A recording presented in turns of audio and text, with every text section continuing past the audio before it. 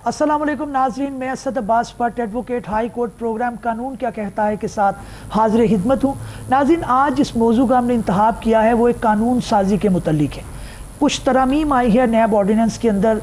Opposition जो है उसको क्रिटिसाइज़ करती है इस बुनियाद के ऊपर कि ये सिर्फ़ और सिर्फ चेयरमैन पीटीआई को जो है शिकंजा उनके ऊपर, गिरफ्त उनके ऊपर कसने के लिए की गई हैं, और क्योंकि इसके अंदर जो तोहफ़ा किसी बेनिफिट के लिए लिया जाए उसको भी जो है वो इसके अंदर जो है वो क्राइम के तौर पर देखा जा सकता है। क्या इसके रेट्रोस्पेक्टिव इफ़ेक्ट हो सकते हैं? क्योंकि क्रिमिनल लॉ के अंदर बुनियादी जो चीज़ आती है वो बारे सबूत जो है वो प्रोसिक्यूशन के ऊपर होता है, लेकिन इस कानून के अंदर जो बारे सबूत है वो मुल्जिम के ऊपर है। बेल की कुछ प्रोविजन इसके अंदर शामिल की गई हैं, वादा माफ गवाह जो है उसके मुतल्लिक कुछ जो है अमेंडमेंट आई हैं, और रिमांड जो है वो 14 दिन से बढ़ाकर उसको 30 दिन कर दिया गया है। इन सारी हदवाल को जो है वो टच करेंगे कि आया कि कानून जो है वो काला कानून ही है या इसको एक सफ़ेद कानून जो है वो गर्दाना जा सकता है। नाज़रीन, सारे पहलुओं को बात करने के लिए हमें ज्वाइन किया है एडवोकेट हाई कोर्ट है मोहम्मद अली भट्ट साहब, और इसके साथ साथ हमें मुनीब कादर जो है एडवोकेट हाई कोर्ट हैं उन्होंने ज्वाइन किया है। इन दोनों से इन मामलात के बारे में पूछेंगे और तरामीम जो आई हैं वो देखेंगे कि क्या ये सिर्फ अपोजिशन को या पीटीआई के जो चेयरमैन हैं उनको स्नब करने के लिए हैं, या आया वाकई इनके अंदर कोई ऐसी खुशहाली की बात है कि इन नैब के जो लॉस हैं जिनको बेशुमार तनकीद का निशाना बनाया जाता है, कहा जा सके कि ये कानून अब सफ़ेद हो चुका है और ये एक आइन के अंदर इस्लाह के तौर पर लाया गया है। Munib, thank you very much for joining us. आपसे बात का आगाज़ करूँगा। आपने अमेंडमेंट्स देखी हैं नैब की जो आई हैं, तो आप क्या कहेंगे, एक जनरल व्यू आपका क्या है? जी, इसमें अगर हम लोग देखें तो कोई बहुत ड्रामेटिक चेंज नहीं आया। बस सिर्फ ये है कि जो फिलहाल हुकूमत में बैठे हुए हैं तो काफ़ी सारे उनके जो लीडरान हैं, जिस तरह शाहिद खान अब्बासी या मिफ्ताह इस्माइल साहब या पीपल पार्टी की लीडरशिप पहले कहती थी कि हम नैब कानून को या नैब कवानीन को ख़त्म कर देंगे क्योंकि ये काला कानून है, और अब एकदम से नज़र आ रहा है कि जिधर के पिछले साल जो मौजूदा हुकूमत है उन्होंने रिमांड का जो मुद्दत है वो 90 डेज से 14 दिन कर दी थी, तो अब उन्होंने 14 दिन से 30 दिन बढ़ा दी है। तो ये थोड़ा सा सरप्राइजिंग तो हो सकता है, लेकिन अगर हम इसका कंटेंट देखें अमेंडमेंट्स का तो इतना कोई मतलब तब्दीली नहीं नजर आ रही कि हम ये कह दें कि ये तो बहुत ही कोई ड्रैकोनियन लॉ है या कोई काला कानून हो गया या ये कोई बहुत रेडिकल चेंजेस हैं। इसलिए क्योंकि अगर पुराने केसेस के अंदर कोर्ट्स ने ये कहा हुआ है, जब इन्हीं यानी पीटीआई के मुखालिफिन के खिलाफ केसेस होते थे कि 90 दिन का रिमांड ठीक है, तो फिर 90 दिन से फिर बेहतर है कि 30 दिन का ही हो। शायद ये हुकूमत को रियलाइज हुआ हो कि 14 दिन इतने ज्यादा नहीं थे कि इन्वेस्टिगेशन पूरी कंप्लीट की जा सके। उसी तरह से ये जो मैंने रिमांड के ऊपर ही मैं आपसे पूछना चाहूंगा कि रिमांड जो है वो आप समझते हैं कि क्या आम जो हमारा क्रिमिनल लॉ है उसके अंदर आपको पता है कि 14 दिन का रिमांड होता है, इसके अंदर क्या डॉक्यूमेंटेशन ज़्यादा है, कोई ये इस तरह का वाइट कॉलर क्राइम होता है जिसके अंदर दस्तावेजात ज़्यादा हैं, उस वजह से पहले 90 दिन था अब 30 दिन किया गया है? तो क्या आप समझते हैं कि इसके अंदर आम क्रिमिनल लॉ की तरह क्यों ट्रीट नहीं किया गया? इसी क्योंकि ये वाइट कॉलर क्राइम्स बहुत पेचीदगियां होती हैं इसके अंदर और टेक्निकलिटीज होती हैं और इन्वेस्टिगेशन पर्पसेस ताकि कॉम्प्रोमाइज ना हो सकें। तो कभी कभार क्या होता है कि अगर एक मुल्जिम के खिलाफ एक संगीन कोई मुकदमा चल रहा है, इन्वेस्टिगेशन चल रही है, तो शायद आपको ज्यादा देर के लिए इसकी हिरासत चाहिए हो, शायद ज्यादा देर के लिए रिमांड चाहिए हो, तो that could be reason. And इसी समझ आती है क्योंकि आप देखें अगर अल कादिर ट्रस्ट केस की मैं बात करूं मिसाल के तौर पर, वैसे तो अभी बड़े सारे केसेस हैं, तो इसके अंदर जो केस के फैक्ट्स हैं वो सिर्फ पाकिस्तान तक महदूद नहीं है बल्कि वो यूके की नेशनल क्राइम एजेंसी से भी जाकर उसका रिलेशन बनता है कि एग्जैक्टली क्या अंडरस्टैंडिंग थी उस वक्त की गवर्नमेंट के बीच में, किसने क्या किरदार अदा किया था। तो फैक्ट्स एस्टैब्लिश करने के लिए परहैप्स आप 14 दिन ज्यादा नहीं साबित हो रहे थे। तो इसलिए ये वाली अगर अमेंडमेंट मैं देखूं तो पहले अगर आधा महीना था 14 दिन, तो अब 1 महीने का हो गया तकरीबन रिमांड, तो बहुत मुझे ड्रामेटिक चेंज इसमें नहीं दिखाई दे रहा। उसी तरह से ये जौन सी बात है कि गिफ्ट्स अगर आपने एक्सेप्ट किए हैं फेवर के बदले में या किसी की कोई सिफारिश आपके लिए गिफ्ट के तौर पे, ये पहले वाले नैब के वर्जन्स के अंदर भी इस तरह की शिक्कें हुआ करती हैं। ऑलराइट, तो आप समझते हैं कि इसका जो बुनियादी नुक्ता है जो ये समझा जाता था कि ये सिर्फ इस वजह से लाई गई है कि आपको पता है एक तोहफे का मामला चल रहा है, उसके अंदर किसी तरह से चेयरमैन पीटीआई को जो है वो पकड़ा जा सके, तो क्या आप समझती हैं उसकी बुनियाद के ऊपर ये चीज़ की गई है तरामीम? क्योंकि ऑर्डिनेंस के जरिए आई है, या आप जरा जेहन में रखिएगा ये एक्ट नहीं है, इतनी जल्दी क्या थी इसको लाने की? अगेन ये थोड़ा सा सरप्राइजिंग इसलिए क्योंकि मुझे याद है कि जो मौजूदा हुकूमत है, जब वो अपोजिशन में होते थे, तो वो पीटीआई हुकूमत की ये जौन सी एक टेंडेंसी थी कि वो ऑर्डिनेंसेस पास कराएं, उसको काफी क्रिटिसाइज करते थे। तो इस वक्त जो हमारे लीगल और पॉलिटिकल एनालिस्ट हैं वो ये सवाल उठा रहे हैं, मुझे बिल्कुल समझ आता है कि ये वैलिड क्वेश्चन है, but at the same time एक बहुत ही सीरियस ऑनगोइंग केस है और उसके अंदर मतलब कि 60 बिलियन रुपीस का कहा जाता है कि माई ट्रेजरी को नुकसान हुआ, तो शायद that could be the urgency, one can not know. लेकिन बात यह है कि ऑर्डिनेंस को पास करना, आर्टिकल 89 आप देखें कॉन्स्टिट्यूशन का, तो वो बिल्कुल आईनी है। उसके पीछे क्या नीयत थी, क्या पर्पस थी, ना वो अदालतों का काम है और ना वो किसी लेजिस्लेशन को, and by the way ordinance legislation होती है, वो एग्जीक्यूटिव एक्ट नहीं है। तो आप उस बुनियाद के ऊपर किसी लेजिस्लेशन को कल अदम करार नहीं दे सकते। तो लीगल मैकेनिज्म्स के पॉइंट ऑफ व्यू से अगर बात करूं तो जितने भी प्रोसीजर्स वगैरह इनके पास अवेलेबल थे लॉ मेकर्स के पास, उन्होंने ऑर्डिनेंस के थ्रू उसको इनेक्ट किया है, तो उसकी लीगैलिटी को नहीं हम लोग क्वेश्चन कर सकते, उसकी करेक्टनेस, उसकी मॉरल करेक्टनेस को आप चाहें तो कर सकते हैं। बिल्कुल ठीक है। अब आप क्या समझते हैं कि 90 डेज के बाद ये ऑर्डिनेंस है ये लैप्स कर जाएगा या ये रिपील हो जाएगा, इसके क्या रिपरकशंस होंगे, क्या इफेक्ट्स होंगे? इत्मीनान से एक लेजिस्लेशन की जाती है क्योंकि एक बड़ा सीरियस सब्जेक्ट है, इसके ऊपर सोच विचार करके जो है वो अगर पार्लियामान अपनी करती, अपनी तोकीर को आगे बढ़ाती तो वो ज़्यादा बेहतर होता। लेकिन चले आ गया। अब मेरा सवाल आपसे ये है कि 90 डेज के बाद क्या ये रिपील हो जाएगा, क्या इसके इम्पैक्ट होंगे? अच्छा, आर्टिकल 264 अगर अपील की बात करता है आइन का, जो कॉन्स्टिट्यूशन का आर्टिकल 264 है कि अगर ऑर्डिनेंस नहीं 90 डेज के अंदर अंदर प्रूव होता तो फिर वो रिपील हो जाता है। तो बाय द वे आर्टिकल 264 ये भी कहता है कि जो पुराने लॉज थे जिनको रिप्लेस करने के लिए वो ऑर्डिनेंस इंट्रोड्यूस हुआ था, उनका भी लीगल इफेक्ट नहीं रहता। तो उसके बाद तो आगे पार्लियामेंट के ऊपर ही डिपेंड करता है कि अगर वो इसको नहीं अप्रूव करते तो फिर वो कोई न्यू लेजिस्लेशन लाए इसके अंदर और नैब के पावर्स के हवाले से। लेकिन वो जो इसमें 30 डेज की एक्सटेंशन की है, ये मुझे नहीं लगता कि अब हो सकता है ऐसा आर्टिकल 264 के अकॉर्डिंगली कि हम वापस वो 14 डेज रिमांड के ऊपर पहुंच जाएंगे। अच्छा, तो फिर तो अच्छा, ये बड़ी एक इंटरेस्टिंग आपने बात की है कि रिपील जो 264 आर्टिकल बात कर रहा है आइन का, वो ये कहता है कि अगर आपने उसको एक्ट के तौर पे अडॉप्ट नहीं किया पार्लियामान ने तो वो रिपील हो जाएगा लेकिन उसका इम्पैक्ट रहेगा। तो ये बात कंफ्यूजिंग लग रही है, ये थोड़ी सी कंफ्यूजिंग, एक लूप होल रह जाएगा और फिर ये उनकी पार्लियामेंट की स्वाबदीद है कि उस लूप होल को कैसे फिल करेंगे, but you can not go back to the previous position. अच्छा, प्रीवियस पोजीशन अनलेस के पार्लियामेंट वाकई उसको दोबारा नए कानून के तौर पे उसको अडॉप्ट कर ले।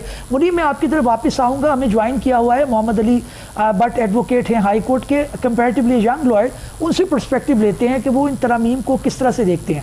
मोहम्मद साहब, बहुत शुक्रिया हमें ज्वाइन करने का। आप बताइएगा कि ये इसके अंदर 30 दिन का रिमांड है, फिर बेल तो ऑलरेडी भी ग्रांट इसके अंदर करने के लिए तरमीम आ चुकी थी, फिर वादा माफ गवाह की भी कुछ तरमीम आई है, किस तरह से देख रहे हैं आप इन तरमीम को? देखिए जी, कानून जो है कभी वो किसी के लिए अच्छा है, किसी के लिए बुरा है। देखिए, बात यह है कि ये इसमें बहुत अच्छी चीज़ है कि ये 14 दिन से बढ़ाकर इसको 30 दिन का रिमांड कर दिया। इसमें यह है कि आप देख सकते हैं कि जब कोई क्राइम करते हैं तो पुलिस को भी एविडेंस इकट्ठा करने में काफ़ी टाइम लग जाता है। ये 30 दिन जो हैं उसमें जो ये मुल्ज़िमान के ख़िलाफ़ जो भारी सबूत इकट्ठा करना है या कुछ चीज़ें इकट्ठी करनी है, उसमें इस चीज़ का फ़ायदा होगा। और मैं ये समझता हूँ कि ये जो तरमीम है इस हद तक ठीक है कि ये इसको 14 दिन से बढ़ाकर 30 दिन कर दिया गया है। लेकिन ये अदालती तसलसल से उनके हिदायत से, हुक्मनामे से मशरूत होगी। ज़ाहिर है कितना उसको रिमांड देना है, कम करना, ज़्यादा करना है, लेकिन ये मेरे हिसाब से ये बहुत समझते हैं कि इसके अंदर 30 दिन तक मैक्सिमम दिया जा सकता है, कम भी दिया जा सकता है और कोर्ट देखेगी केस टू केस के इसके अंदर क्या प्रोग्रेस हो रही है। तो ये फिर एक अच्छी बात है, तो इनको पॉजिटिवली लेना चाहिए। लेकिन इसके अंदर जो एक वो बात आ रही है कि जनाब अब जो है वो आप सिर्फ एक तोहफा जो लिया गया है उसको घसीट रहे हैं, तो आप समझते हैं इसके रेट्रोस्पेक्टिव इफेक्ट हो सकेंगे, यानी कि ये कानून उन इंसिडेंट पे या उन वाक़यात के ऊपर या उन केसेस को इसके अंदर लाया जा सकेगा जो कि माजी के अंदर हुए? देखिए मेरी बात सुनिए, ये हो तो सकता है, लेकिन मैं इस पर ये चीज़ ऐड ज़रूर करूँगा कि जो ये कानून बन रहा है, ये तोहफे वाला जो सीन है, इसमें जो ये कानून बना रहे हैं वो भी इसमें शामिल हो जाएंगे। कल को वो भी इस कानून की गिरफ्त में आ सकते हैं। जैसे आप जानते हैं कि मुख्तलिफ पॉलिटिकल पार्टी के लीडरान जो हैं वो भी तो तोहफे लेते रहे हैं। अगर कल को ये पीटीए चेयरमैन के खिलाफ इसको इस्तेमाल किया जाए तो कल को इनके खिलाफ भी हो सकता है। ये इस बात को मद्देनजर रखें, फिर ये चलेगा मामला। बिल्कुल ठीक। मुनीर, मैं आपकी तरफ वापस आऊँगा। मोस्टली हमारे मुल्क के अंदर जो कवानीन हैं उनको एक तनकीद का निशाना बनाया जाता है कि जनाब ये सिर्फ अपोजिशन को या अपने मुखालिफिन को विक्टिमाइज करने के लिए बनाए जाते हैं। इसके अंदर जो है वो कितनी सदाकत है?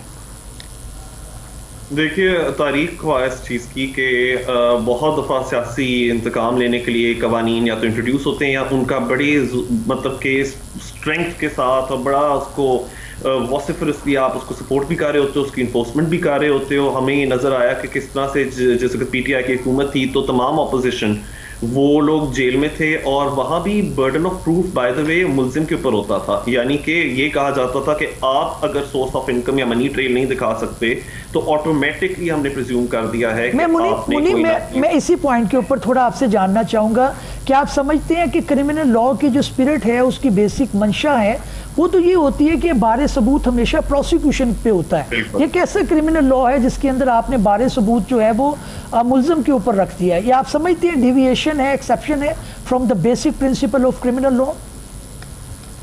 आई थिंक कि जो basic principles of due process भी हैं हमारे, तो आर्टिकल 10A कॉन्स्टिट्यूशन के अंदर भी मौजूद हैं।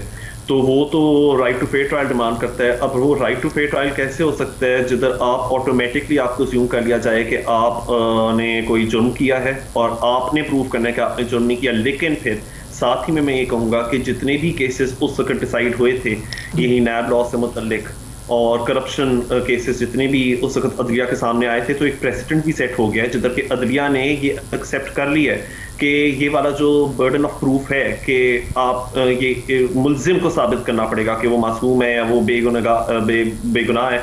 ये वाला प्रेसिडेंट तो सुप्रीम कोर्ट ने सेट कर दिया है कि दिस इज परफेक्टली फाइन और ये आइन के भी खिलाफ नहीं है। तो इसका मतलब कि अब आइंदा भी जो से केसेस आते हैं और जिस तरह अमेंडमेंट के अंदर फिर मेंशन हुई है वही वाली बात जो कि पहले भी कानून में होती थी कि बर्डन ऑफ प्रूफ जौन से वो रिवर्स्ड है, वो मुल्जिम के ऊपर है।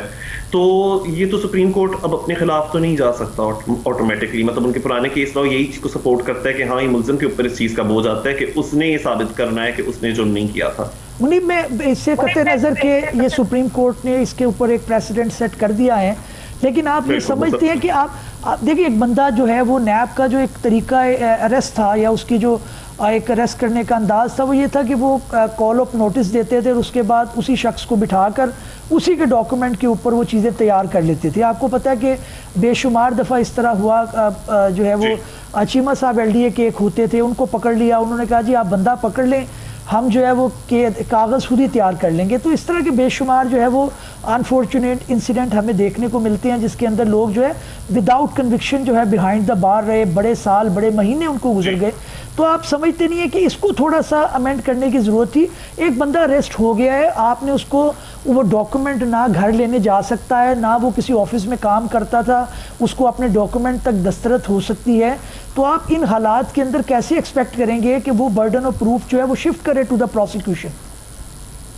अब वही वाली बात है कि अगर मैं इसको लीगल मॉरलिटी के पॉइंट ऑफ व्यू से देखूं जी, तो बिल्कुल मैंने आर्टिकल 10A भी कहा है कि मेरे मुताबिक अगर मैं उसको इंटरप्रेट करूं तो जो स्पिरिट है आर्टिकल 10A की, तो मतलब ड्यू प्रोसेस राइट्स आप कह लें, फेयर ट्रायल की बात कह लें, तो बिल्कुल उसके खिलाफ जाता है। लेकिन लीगल टेक्निकलिटी की अगर बात करूं कि यानी यही आइन, यही सारी आइनी जितने भी आपके कॉन्स्टिट्यूशनल क्लॉजेस थे ये पहले भी हमारी अदलिया के पास मौजूद थे, तो कानून तो इसी तरह से अप्लाई होता था। तो टेक्निकल पॉइंट के ऊपर, एक लीगल टेक्निकलिटी के ऊपर हम यानी कि ये आर्ग्यू नहीं कर सकते कि जी कंप्लीटली गैर आइनी होगी ये अमेंडमेंट एक्ट, या कंप्लीटली गैर आइनी हो गया कि अगर प्रोसिक्यूशन ने बर्डन जॉन सा वो सारे का सारा मुल्जिम के ऊपर शिफ्ट कर दिया। तो टेक्निकलिटी के ऊपर परहैप्स इतनी हम डिबेट नहीं कर सकते जितना लीगल मॉरलिटी के ऊपर कर सकते हैं। सो अगर मैं लीगल मॉरलिटी के पॉइंट ऑफ व्यू से कहूँ तो बिल्कुल जितने भी नेचुरल जस्टिस और ड्यू प्रोसेस के कॉन्सेप्ट्स और प्रिंसिपल्स हैं उसके खिलाफ जाता है ये। मैं आपकी तरफ वापस आता हूँ, stay with us. Mohammad Ali साहब, आपसे पूछना चाहूँगा कि सारा जोर तो ये होना चाहिए कि जो केसेस हैं आपके वो टाइमली डिसाइड हों।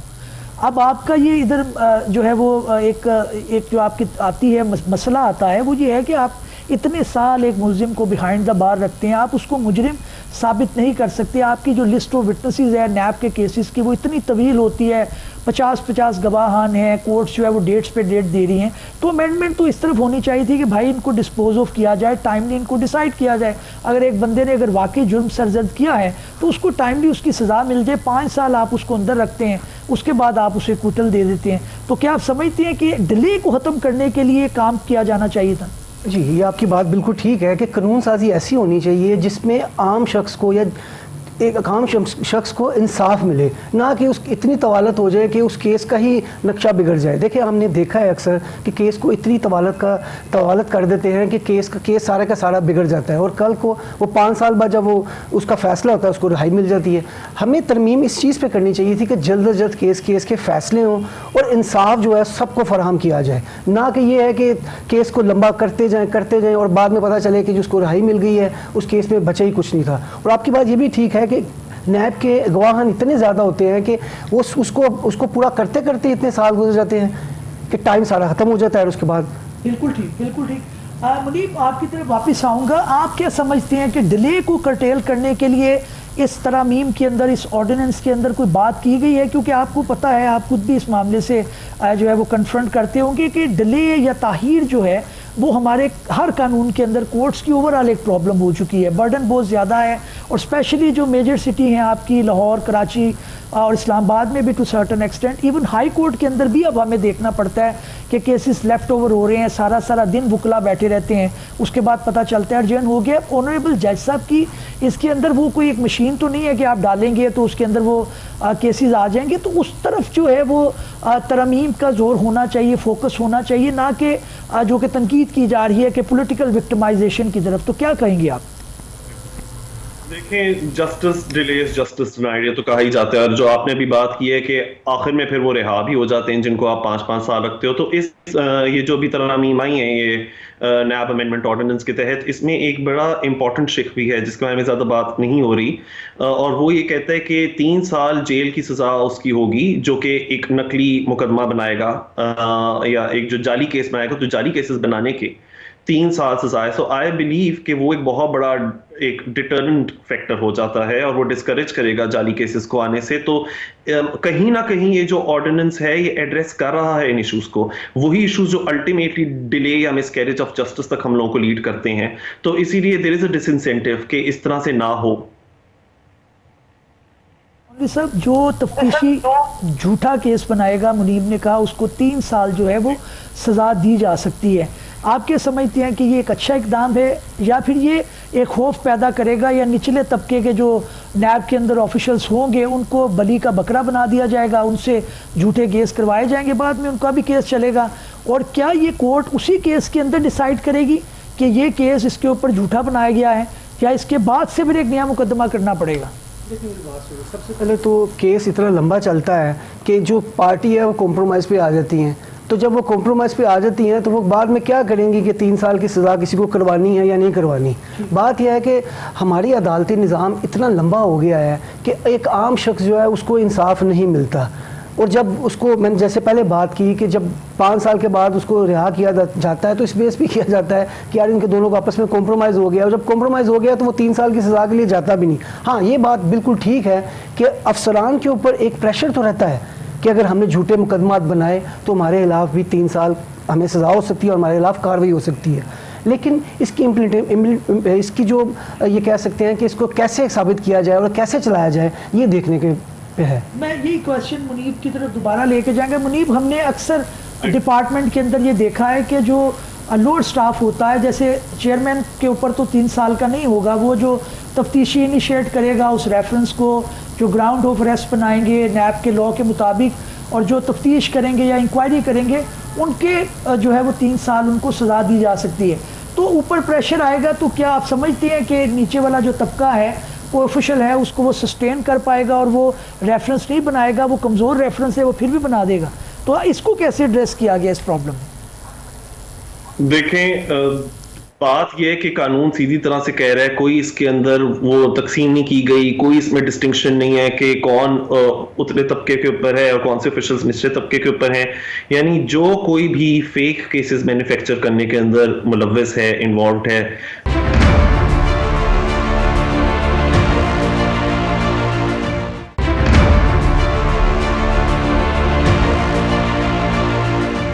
जो इंक्वायर करेंगे, जो रेफरेंस फाइल करेंगे, कंप्लेनेंट किसको होगी 3 साल की सज़ा? क्योंकि एक क्रिमिनल लॉ के अंदर एक तफ्तीशी भी होता है, विटनेसेस भी होते हैं, उसके अंदर जो है वो एक कंप्लेनेंट भी हो सकता है। नैब के केसेस में नॉर्मली नैब खुद ही कंप्लेनेंट होती है। 3 साल की सज़ा गवाहान को मिलेगी, 3 साल की सज़ा तफ्तीशी को मिलेगी, इंक्वायरी ऑफिसर को मिलेगी। Is there any specific provision in the law which clarify this fact? देखें, ऐसी कोई स्पेसिफिसिटीज में जाने की इसकी जरूरत नहीं पड़ती, क्योंकि जब ऐसा कोई स्पेसिफिकली आपने नहीं डेजिग्नेट किया कि किसके ऊपर पर्टिकुलरली 3 साल की सजा पड़ेगी, तो पीसी के ऊपर या नैब चेयरमैन के ऊपर खुद, तो फिर आप जनरल एप्लीकेशन करते हो लॉ की। तो जिधर जनरली ये कानून कह रहा है कि जो कोई भी इस तरह की मेलिशियस या जाली केसेस के अंदर उसकी इन्वॉल्वमेंट होगी तो वो 3 साल की सजा उसने फेस करनी ही करनी है। तो that in itself should be a huge deterrent. और फिर बाकी सारी बात तो ये है कि उसकी इंप्लीमेंटेशन कैसे होती कानून की, रूल ऑफ लॉ के तहत या सिर्फ इंतकाम लेने के लिए। लेकिन on paper it's a good law. It's a good law, but I just want to ask another aspect of this issue कि ये जो गवाहान भर्ती कर लेते हैं, ये आपने अक्सर देखा है कि प्रैक्टिस के अंदर ये चीज़ देखने में आती है कि एक ही गवाह जो है वो 5-6 रेफरेंसेस के अंदर है। मिसाल के तौर पे नैब का कोई ऑफिशियल है जो फोरेंसिक करवाते हैं, वो तो एक टेक्निकल गवाह है, लेकिन इसके अलावा जो एक कह लें कि जो विटनेसेस होते हैं, स्टार विटनेसेस, वो भी आप देखते हैं कि वो उन्हीं को वो लेके आ रहे होते हैं। तो क्या आप समझते हैं कि विटनेसेस को भी इसके अंदर सजा होनी चाहिए? एक झूठा गवाह आया है, देखें, जिधर विटनेसेस ने कुछ गलत किया तो बिल्कुल सजा होनी चाहिए, लेकिन ये कोई पाबंदी इस तरह से है नहीं कि आप डिफरेंट केसेस के अंदर विटनेस हो सकते हो। कभी कभार जो केसेस हैं वो आपस में ही बड़े लिंक्ड होते हैं। ये जो मैं अभी आपको कह रहा था कि जिस किस्म की क्राइम्स नैब इन्वेस्टिगेट करता है वो एक पूरा एक नेटवर्क होता है वाइट कॉलर क्राइम्स का, और उसके अंदर क्या होता है कि मुख्तलिफ केसेस के आपस में ही बड़े कनेक्शंस बन रहे होते हैं। सो फॉर दैट रीजन अगर आपको स्टार विटनेसेस है जो अभी जिस तरह आपने कहा है उनका इस्तेमाल करना पड़े, तो I think on the face of it उसमें कोई इतनी खराबी नहीं है। बिल्कुल ठीक। अच्छा मुनीब, एक चीज़ मैं जो आपसे पूछना चाहता हूँ वो ये है कि नैब के जो केसेस बने, जो रेफरेंसेस बने, उसके अंदर एक आम जो सोसाइटी थी, जो बिजनेसमैन कम्युनिटी थी या बिजनेस कम्युनिटी थी, उनको ये एक खौफ पैदा हो गया कि वो जो है वो कोई इन्वेस्ट नहीं कर रहे थे, वो नए प्रोजेक्ट नहीं लगा रहे थे। इसी तरह से ब्यूरोक्रेसी के अंदर भी एक खौफ पैदा हो गया। तो लॉ की मंशा तो ये नहीं है कि आप अपनी सारी इकोनॉमिक एक्टिविटीज़ को जो है वो होल्ड पे रख दें कि जनाब मेरे खिलाफ रेफरेंस फाइल हो जाएगा, मेरे खिलाफ एंटी करप्शन आ जाएगी, मेरे खिलाफ जो है वो नैब आ जाएगी या FI आ जाएगी, तो इसलिए मैं कोई सिग्नेचर नहीं करूँगा। तो ये आप समझते हैं कि ये इस चीज़ को भी बैलेंस आउट किया गया है, कोई बेहतर किया गया है कि डेटरेंस का एलिमेंट वहाँ पे हो, लेकिन at the same time appreciation भी हो। अगर कोई अपना नैब का रेफरेंस सही बना के पेश कर देता है और उसको साबित कर देता है, तो उसके लिए कोई अवार्ड भी रखा गया इस लॉ के अंदर? नहीं, कोई अवार्ड की तो मुझे चीज ऐसी कोई दिखाई नहीं दी, लेकिन इससे बढ़ के और क्या अवार्ड हो सकता है कि आपने एक कोई जेन्युइन केस है आपने उठाया है एंड उसके अंदर जो मुल्ज़िमान है उनको सजा मिली है सही तरीके से। लेकिन ये जो भी आपने एक बात कही है, आई थिंक इसको एड्रेस करने के लिए हमें और लीगल रिफॉर्म्स चाहिए होंगी कि ऐसा ना हो कि बिल्कुल ही बेसलेस केसेस बनाए जाएं, जो कि हमने पहले भी देखा है कि इकोनॉमी के ऊपर और बिजनेसेस के ऊपर बहुत उसका बुरा असर पड़ा है कि बिल्कुल फ्लिमजी ग्राउंड के ऊपर कोई केस आता है और आप अगले के ऊपर बर्डन शिफ्ट कर देते हो कि जी साबित करो कि तुमने ये नहीं किया, तुमने करप्शन नहीं की, और उसकी वजह से जो बिजनेस कम्युनिटी है वो बहुत ज्यादा ऑन देयर टोज होते हैं, और उसकी वजह से जो इन्वेस्टमेंट प्रोजेक्ट्स हैं, जो इनोवेशन है, जो भी इकोनॉमिक अचीवमेंट्स या ब्रेक थ्रूज हमारे हो सकते थे, वो वहीं के वहीं रुक जाते हैं। सो आई डू बिलीव आगे भी कोई रिफॉर्म का एक रूम और स्कोप होना चाहिए कि ये एक बहुत बड़ा मेनेस है और ये एड्रेस होना चाहिए। ये वाली बात मैं पिछले कोई 6-7 सालों से कर रहा हूँ कि बहुत दफा नैब की जो सी एक्टिविटीज हैं वो बहुत काउंटर प्रोडक्टिव होती हैं, वो बहुत बड़ा डिसइंसेंटिव है बिजनेस कम्युनिटी के लिए।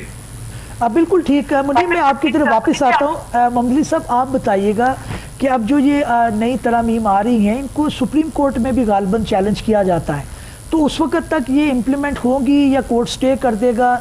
किस तरह से देख रहे हैं आप? देखिए, जब तक ये कोर्ट इसको स्टे नहीं देता तब तक तो ये इम्प्लीमेंट हो जाएंगी।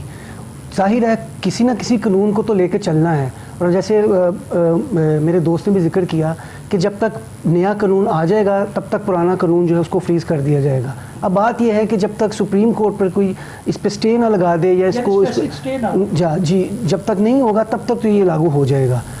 तो जाहिर है इस तरह चलना पड़ेगा इसके साथ। अच्छा मुनीब, आप क्या, एक तो मैं आपसे ये जानना चाहूँगा कि क्या अभी इसके अंदर कोई चैलेंज करने की आप समझती हैं कि चैलेंज तो जाहिर है लॉयर कम्युनिटी है जहाँ उस तरह भी पटिशनर आ सकते हैं वो चैलेंज कर सकते हैं, तो क्या इसके अंदर कोई चैलेंज होता है तो क्या कोई स्ट्राइक डाउन होने के कोई चांसेस हैं या कोई ठीक चीज़ है? मुझे इसके कोई चांसेस ज्यादा नहीं नजर आते कि सुप्रीम कोर्ट में ये वाला केस सुप्रीम कोर्ट में जाने ही नहीं चाहिए इस ऑर्डिनेंस के खिलाफ, क्योंकि मैंने आपको ये बात कही है कि दो चीजों के ऊपर, तो एक तो ये कि जो 30 दिन की मुद्दत है रिमांड की, और एक जो दूसरा बर्डन ऑफ प्रूफ वाला इशू है, तो ये तो सुप्रीम कोर्ट बिल्कुल अपने ही प्रेसिडेंट्स के खिलाफ चला जाएगा अगर वो कह दे, अब ये कह दे कि जी 30 दिनों के लिए रखना गलत है। क्योंकि अब नया लॉ आया है तो नए लॉ के मुताबिक, नए ऑर्डिनेंस के मुताबिक क्या आप समझते नहीं है कि दोबारा एक राइट एक्रू हो जाता है to the honourable supreme court कि वो अपने पहले पॉइंट ऑफ व्यू को चेंज कर सके?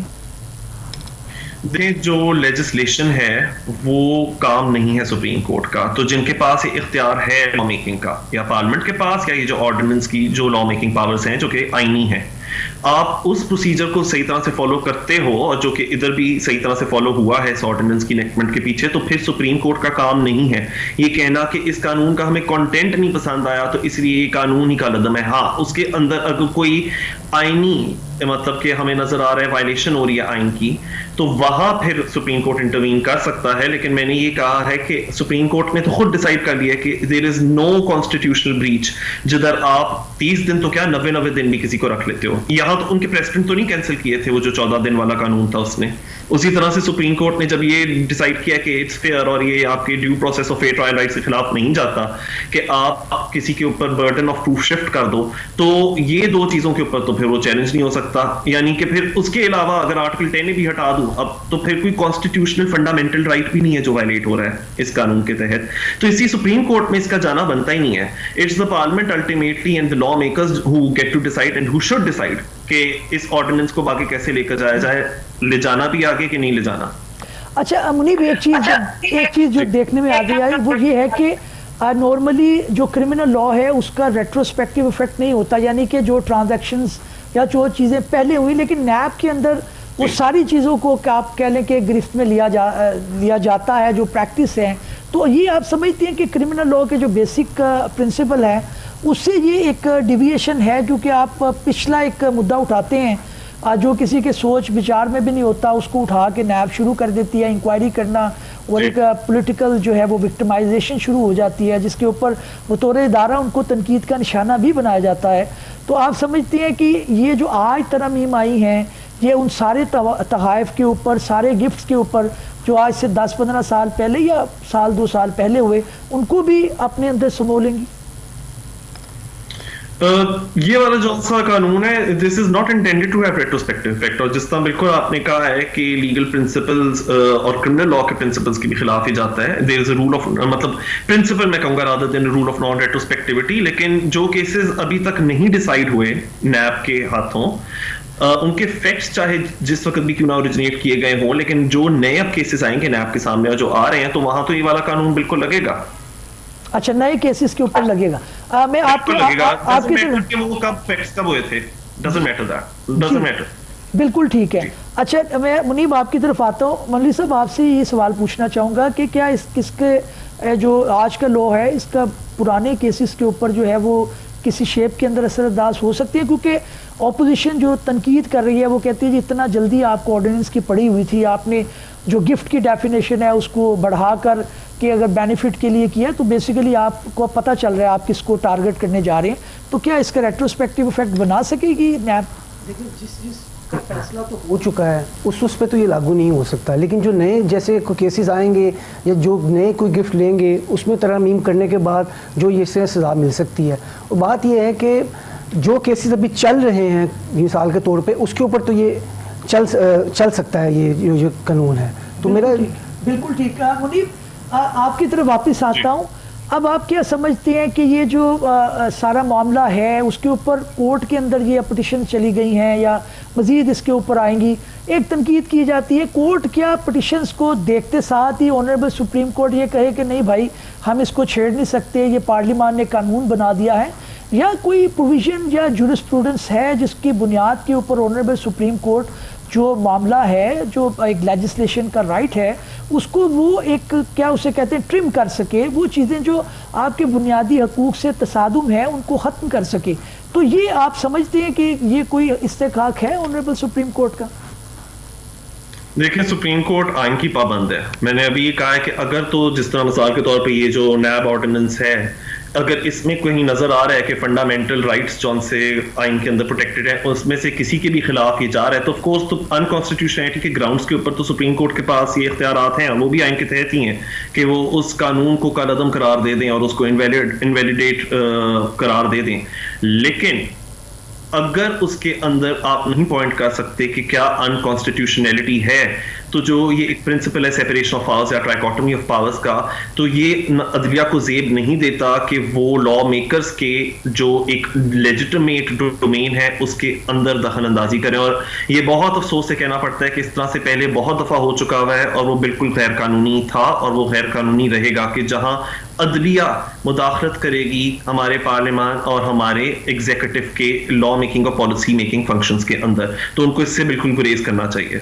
नहीं तो अब मसला सिर्फ ये आता है ऑनरेबल सुप्रीम कोर्ट के सामने या फिर हाई कोर्ट के अंदर भी ये चीज़ें जब चैलेंज होती है, एक टसल नज़र आ रही है। पार्लियामान जो है वो कहती है कि उसकी तौकीर है, ये उसकी इज्जत है कि वो कानून साजी करे, लेकिन हमने ये भी देखा है कि वो अदलिया के राइट के ऊपर जो है वो एक अटैक भी है। कुछ प्रीवियसली भी इस तरह की लेजिस्लेशन आई जिसके अंदर 184(3) की जो पावर है उसको स्नैच अवे करने की कोशिश की गई, तो उसके बारे में क्या आप कहेंगे? तो डिकोटमी ऑफ पावर जो है उसके अंदर पार्लियामान को भी तो इस चीज़ को मलूज़े खातर रखना चाहिए।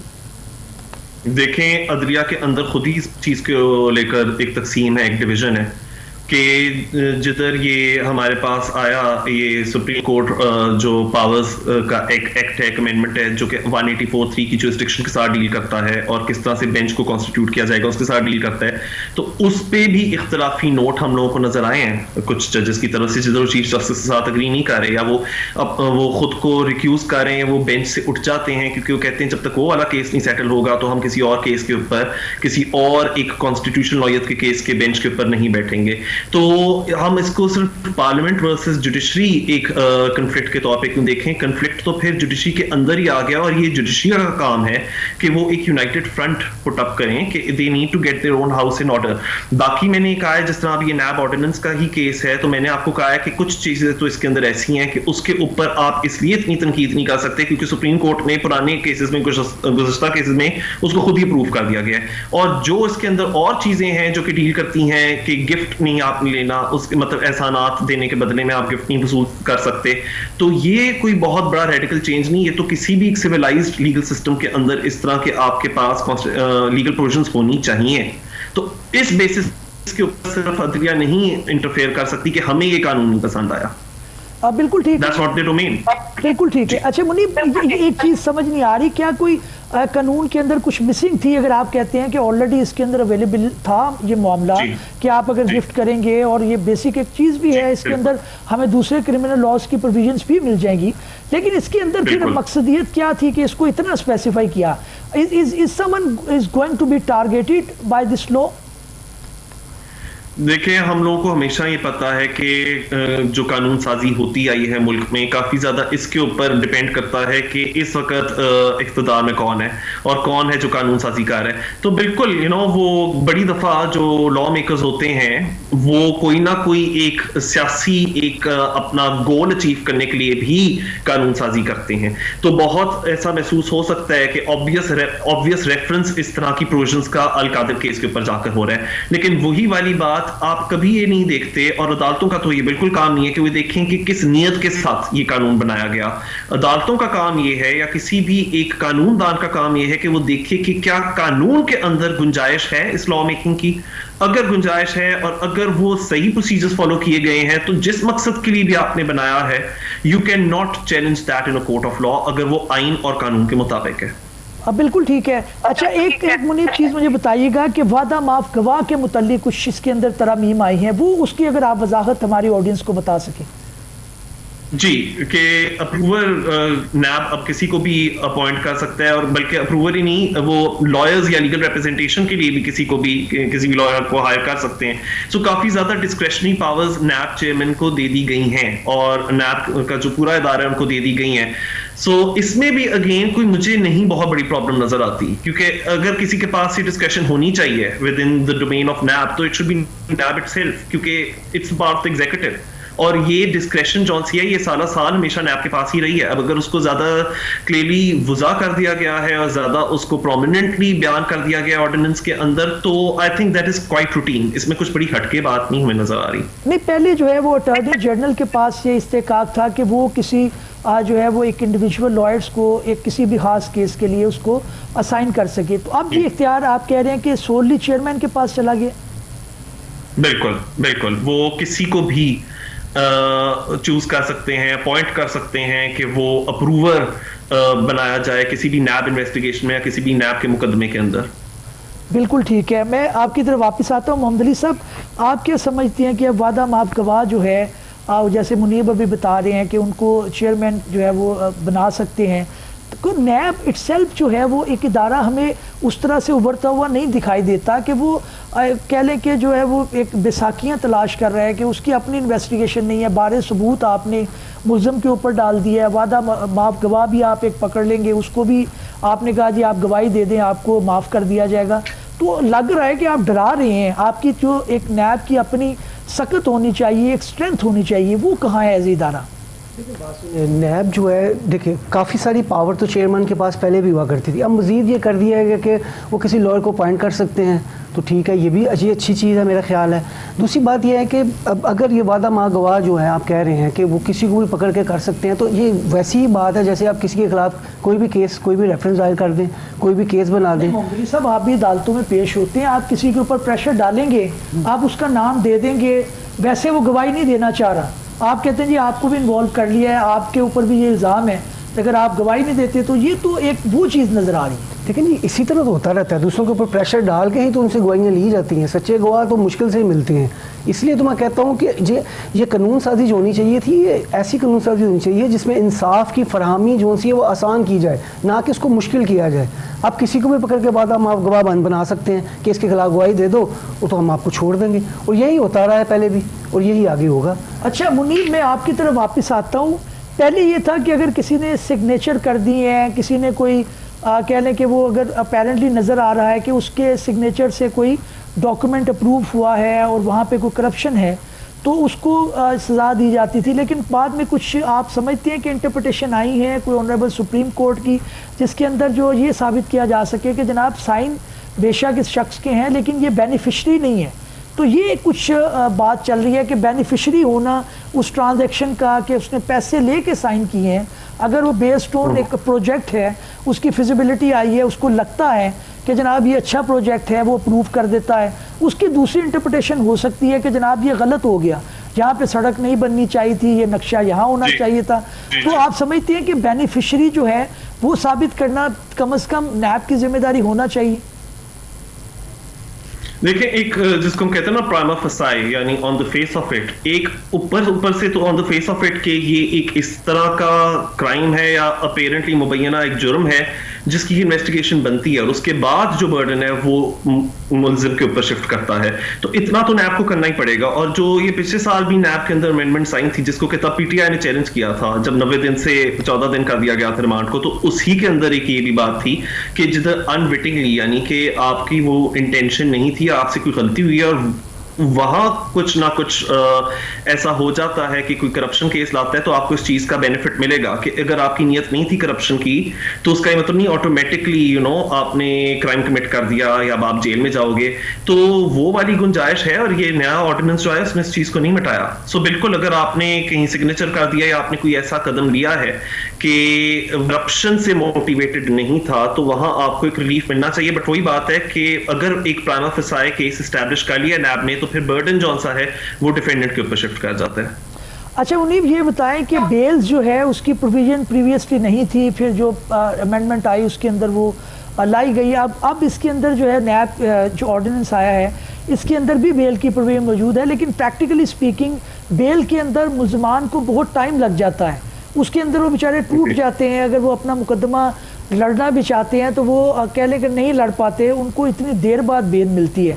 तो आप क्या समझती हैं कि नैब कोर्ट इटसेल्फ, क्योंकि हमारी निचली कोर्ट्स बेल जो है वो लेने से बेसिकली इज्तनाब करती हैं, वो कहती हैं जनाब आप हाई कोर्ट से जाके अपनी बेल ले लीजिएगा, हाई कोर्ट चीज़ों को मैन्यूटली देख सकता है, मैं तो छोटी कोर्ट हूँ।